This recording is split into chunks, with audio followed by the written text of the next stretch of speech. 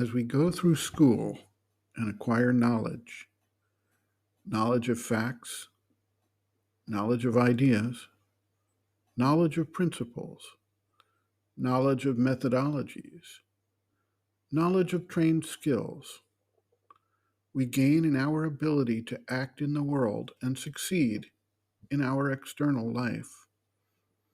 We learn how to employ the faculty of reasoning, and we are able to classify, organize, name, and assemble things and ideas in a logical, step-by-step fashion.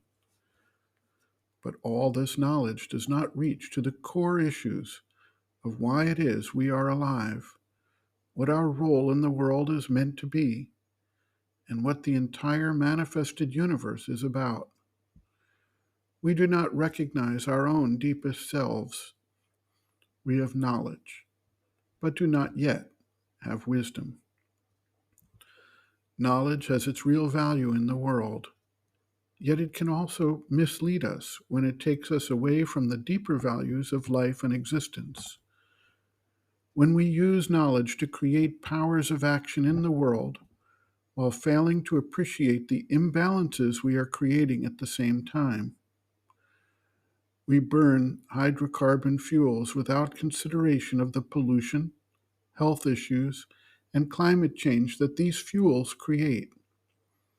We have knowledge, but not wisdom. We use our knowledge to create incredible powers of destruction, atomic bombs that can annihilate entire populations and disrupt the world with the threat of nuclear winter if we go too far. We have knowledge, but not wisdom.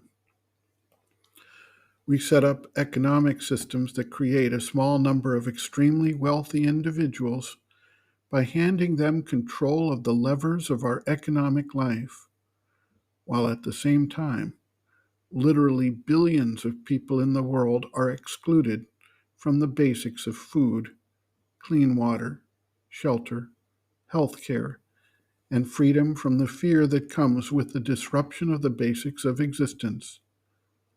We have knowledge, but not wisdom. Sri Aurobindo and the Mother do not denigrate knowledge. They simply want to see it put to the service of the larger unity and oneness of which we are all a part. They want wisdom to guide our use of knowledge. Sri Aurobindo writes in his Thoughts and Aphorisms, quote, "Late, I learned that when reason died, wisdom was born. Before that liberation, I had only knowledge." End quote. The Mother observes, quote, "Once again, I must repeat that the form of these aphorisms is purely paradoxical in order to give the mind a little shock and awaken it enough for it to make an effort to understand. One must not take this aphorism literally.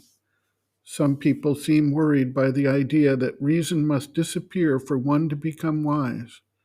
It is not that. It is not that at all. Reason must no longer be the summit and the master. For a very long time in life, until one possesses anything resembling knowledge, it is indispensable that reason be the master. Otherwise, one is the plaything of one's impulses, one's fancies, one's more or less disordered emotional imaginings, and one is in danger of being very far removed, not merely from wisdom, but even from the knowledge needed for conducting oneself acceptably.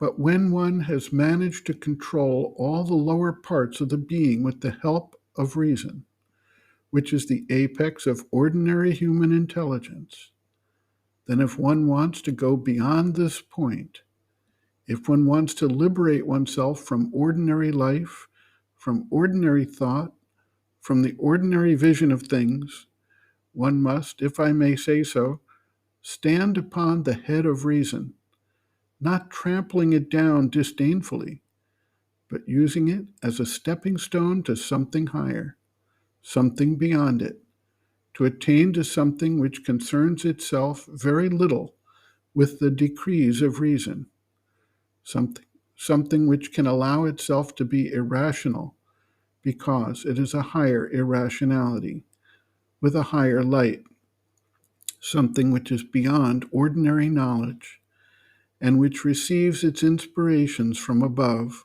from high above, from the divine wisdom. This is what this means. End quote. Reference, Sri Aurobindo and the Mother, Our Many Selves, Practical Yogic Psychology, Chapter 2, Planes and Parts of the Being, pages 43 to 44.